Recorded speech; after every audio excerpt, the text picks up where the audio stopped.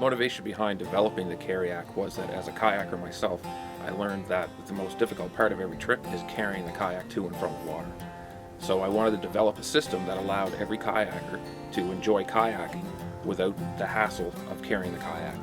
So I drew up some plans and I went to see my father, who is a welder by hobby. And we spent the next 3 months in his shop, and the result was the Carry Yak. I originally intended to build two, one for me and one for a friend of mine who I kayak with. And so we just needed enough materials to make one to see if it even worked, and then possibly one more if it worked well enough to be of interest to my friend. So we used whatever spare parts were around. In fact, the very first Carry Yak was made out of old metal tent poles. One of the challenges in developing the Carry Yak was that not only is every kayak a little bit different, although there are some similarities, every person's a little bit different too.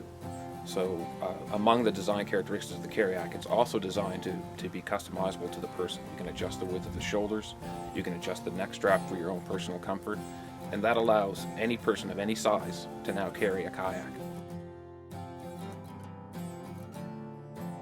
The Carry Yak is designed to incorporate a bunch of different components to work together. The clamping mechanism, which allows the Carry Yak to be attached to any kayak, in conjunction with the mainframe, which is actually tilted slightly forward, so that when it sits on your shoulders, there's a slight forward lean to it, which counteracts the length of the kayak, allowing it to balance properly.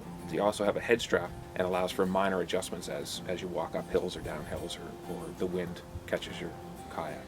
And the last component, that's probably one of the most important components, is that we made the Carry Yak not only adjustable for kayaks but also for people. The shoulder width is adjustable, and in the shoulder pads there's a little bit of rotation, so that if your shoulders curl forward or move back a little bit as you walk, the Carry Yak will adjust for that, and it won't offset the balance of the kayak. The key aspect of the Carry Yak, which allows you to carry the kayak without using your hands, is the balance. The weight is distributed evenly across both shoulders, which is a lot easier on your back, and also takes the weight out of your arms. The balance also allows you to carry it hands-free, enabling you to carry other things like your paddle and your PFD and fishing gear if you happen to fish, anything else you might want to take with you on your trip. One of the things that the Carry Yak does by allowing you to balance the kayak over your head is it gives the illusion of taking some of the weight away. Of course, the weight of the kayak is still there.